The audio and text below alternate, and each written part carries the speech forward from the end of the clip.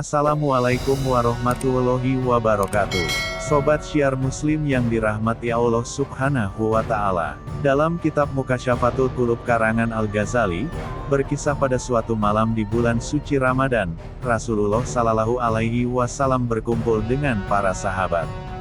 Lalu bertanyalah salah seorang sahabatnya, "Apa yang membuatmu tersenyum wahai Rasulullah?" Rasulullah menjawab, "Diperlihatkan kepadaku hari akhir ketika di mana seluruh manusia dikumpulkan di mahsyar. Semua nabi dan rasul berkumpul bersama umatnya masing-masing masuk ke dalam surga. Ada salah seorang nabi yang dengan membawa pedang, yang tidak mempunyai pengikut satupun, masuk ke dalam surga, dia adalah Samun." Siapakah Samun? Siapa yang tak tahu dengan cerita Samson? Kisahnya sudah banyak difilmkan dalam bentuk kartun maupun layar lebar. Bahkan di Indonesia, ada film berjudul Samson Betawi, yang diperankan oleh aktor legendaris Benyamin S. Rupanya, cerita film Samson memiliki kesamaan dengan kisah Nabi umat Muslim yakni Samun al-Ghazi alaihi salam. Bahkan, banyak yang percaya, cerita Samson diadopsi dari kisah Nabi Samun. Atau kata lainnya banyak yang percaya Nabi Samun adalah Samson. Kisah Nabi Samun terdapat di dalam sejumlah kitab, seperti kitab Mukasyafatul Qulub dan kitab Qisasul Anbiya. Nabi Samun adalah nabi dari Bani Israel yang diutus di tanah Romawi. Layaknya para nabi lainnya, Allah Subhanahu wa Ta'ala juga memberi kelebihan atau mujizat kepada Nabi Samun. Dia diberi kekuatan super yang tak dimiliki manusia lainnya.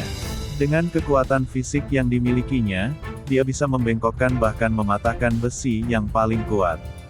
Dia juga bisa memutuskan rantai dan bisa menghancurkan tembok besar serta bangunan kuat nan megah.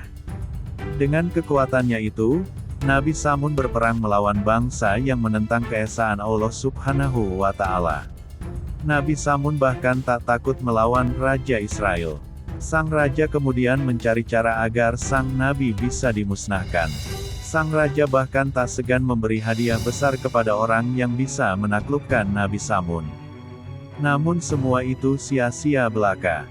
Sebab tak ada yang mampu mengalahkan Nabi Samun. Namun, sang nabi dikhianati oleh istri yang dicintainya. Demi hadiah besar, sang istri berusaha mencari tahu kelemahan kekuatan sang nabi. Alhasil, Nabi Samun menceritakan kelemahannya. Rantai paling kuat sekalipun tak bisa menahannya karena akan bisa diputuskannya. Tapi, jika tubuhnya diikat dengan rambut panjangnya, dia tak akan berdaya. Itulah kelemahan dari kekuatan sang nabi. Saat sang nabi tengah tertidur pulas, istrinya kemudian memotong rambutnya kemudian mengikat tubuhnya hingga dia tak berdaya. Nabi Samun kemudian diserahkan kepada sang raja. Oleh sang raja, Nabi Samun disiksa dan dibutakan kedua matanya. Nabi Samun lantas berdoa sembari bertaubat kepada Allah Subhanahu wa Ta'ala. Dia minta diberikan kekuatan agar bisa lepas dari belenggu tahanan. Doanya dikabulkan. Dia lantas menghancurkan istana sang raja dan semua orang kafir yang ada di sana, termasuk istrinya. Dia kemudian berjanji kepada Allah Subhanahu wa Ta'ala akan berjuang selama 1000 bulan untuk menegakkan agama Allah Subhanahu wa Ta'ala. Dalam versi lain, diceritakan, Nabi Samun perang melawan kaum kafir hanya dengan bersenjatakan tulang dagu unta, ada juga yang menyebut tulang keledai. Nabi Samun dipercaya hidup hingga berusia 83 tahun 4 bulan. Setelah kejadian itu, sang nabi lantas beribadah selama 1000 bulan.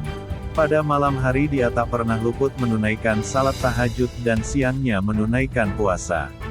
Dia juga berperang membela agama Allah Subhanahu wa Ta'ala. Kisah keperkasaan Nabi Samun tersebut pernah diceritakan Rasulullah Shallallahu Alaihi Wasallam kepada para sahabat di sebuah pertemuan. Para sahabat terkesima dan ingin membuat amalan ibadah seperti yang dilakukan Nabi Samun. Mereka lantas mengungkapkan keinginannya kepada Nabi Muhammad Sallallahu Alaihi Wasallam untuk beribadah seperti Nabi Samun. Hal inilah yang mendasari turunnya surat Al-Qadr melalui malaikat Jibril. Allah Subhanahu wa Ta'ala mengutus malaikat Jibril kepada Rasulullah Shallallahu Alaihi Wasallam untuk mengabarkan soal keistimewaan beribadah di satu malam pada bulan Ramadan.